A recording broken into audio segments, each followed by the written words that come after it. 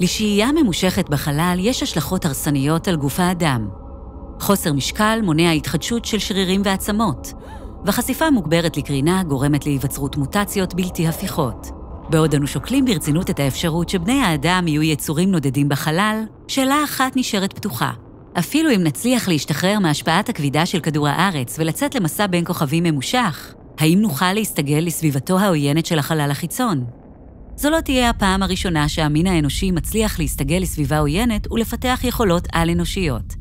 לא כוחות בדיוניים כמו ראייה ביונית או להיות רואה ואינו נראה, אלא הסתגלות פיזיולוגית לשם הישרדות בתנאים קשים. לדוגמה, על פסגות הרי ההימאליה, שחלקן מגיעות לגבהים של 9 קילומטרים מעל לגובה פני הים, אדם מהשפלה שלא עבר תהליך התאקלמות יחווה סימפטומים של היפוקסיה, או כפי שהיא קרויה, מחלת גבהים. בגבהים שכאלה, הגוף בדרך כלל מייצר עודף כדוריות דם אדומות, דבר הגורם לדם להיות סמיך יותר ומקשה על זרימתו. אבל אצל המקומיים, שחיים בין הרי ההימאליה כבר אלפי שנים, קיימים בגוף מנגנונים שעוקפים את תהליך ההתאקלמות ושומרים על זרימת דם נורמלית. מקרים מעין אלה מוכיחים שגוף האדם יכול לעבור שינוי תמידי שיסייע בהישרדותו, אבל שינוי טבעי שכזה בקרב האוכלוסייה האנושית כולה עלול לקחת עשרות אלפי שנים. התפתחויות מדעיות שהראו לאחרונה יכולות לסייע לנו בהאצת תהליך ההסתגלות כך שהוא יימשך מספר דורות בלבד.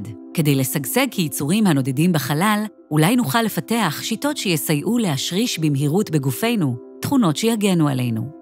דוגמה לגרסת בטא של שיטות מעין אלו היא ריפוי גני, שמשמש אותנו כיום לתיקון מחלות גנטיות.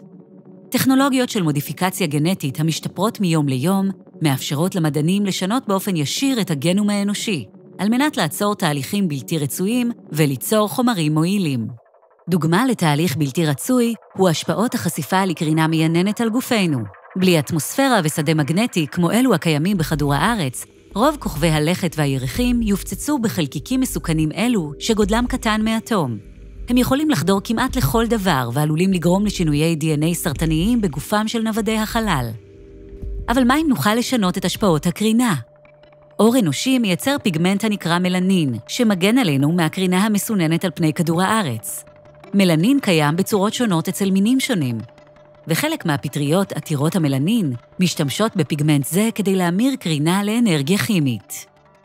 במקום להגן על גוף האדם מפני נזק או לנסות לתקן נזק שכבר קרה, אולי אפשר להנדס את גוף האדם לאמץ לעצמו כמו הפטריות, מערכת עתירת מלנין ויצרנית אנרגיה. אז יוכל גוף האדם להפוך קרינה לאנרגיה שימושית ובאותה עת להגן על ה-DNA מפני נזק. זה נשמע כמו מדע בדיוני, אבל ייתכן שזה בר ביצוע עם הטכנולוגיה הקיימת. אבל טכנולוגיה אינה המכשול היחיד. מתקיימים כל הזמן דיונים על ההשלכות והאתיקה של שינוי גנטי קיצוני שכזה. חוץ מקרינה, שוני בעוצמת כוח הכבידה הוא אתגר נוסף העומד בפני הנודד בחלל. עד שלא נפתח כבידה מלאכותית על פני חללית או על פני כוכב לכת אחר, צריך להניח שאסטרונאוטים ייאלצו לחיות בשדה כבידה חלש. על כדור הארץ, תאי עצם ושריר מגיבים ללחץ הכבידה הבלתי פוסק על ידי חידוש תאים בעזרת תהליכים כמו תהליך תחלופת העצם ותהליך הרגנציה. אבל בסביבה בעלת כוח כבידה מוחלש כמו על מאדים, תאי עצמות ושרירים בגוף האדם לא יקבלו את הגירוי המתאים, דבר שיוביל לאוסטאופורוזיס וניוון שרירים. אז איך נוכל לספק גירוי מלאכותי לתאים כדי למנוע אובדן של עצמות ושרירים? שוב, זוהי רק השערה, אבל מיקרובים בגופנו שיהונדסו בעזרת ביוכימיה, יוכלו לעורר גורמים המגרים התחדשות עצם ושריר. או שיהיה אפשר להנדס את גוף האדם לייצר יותר גורמים מגרים שכאלה בהיעדר כוח כבידה. חשיפה לקרינה מזיקה ושדה כבידה חלש הם רק 2 מתוך אתגרים רבים שניתקל בהם בסביבתו העוינת של החלל החיצון. אבל כל עוד אנחנו מוכנים מבחינה אתית להשתמש בהם, כלים כמו הנדסה גנטית והנדסה מיקרוביולוגית הם 2 כלים גמישים שיכולים לסייע לנו להתמודד עם מצבים שונים. בעתיד הקרוב, אולי נחליט לפתח ולשפר את הכלים הגנטיים הללו למטרת התמודדות עם המציאות הקשה של חיים בחלל החיצון. להיסטוריה מרתקת הרפתקאות החלל החיצון, פילוסופיה מאתגרת תודעה, תשובות לשאלות האקראיות ביותר שיש לכם על הגוף שלכם ועוד, הרשמו לערוץ הזה. יישארו מעודכנים ויישארו סקרנים.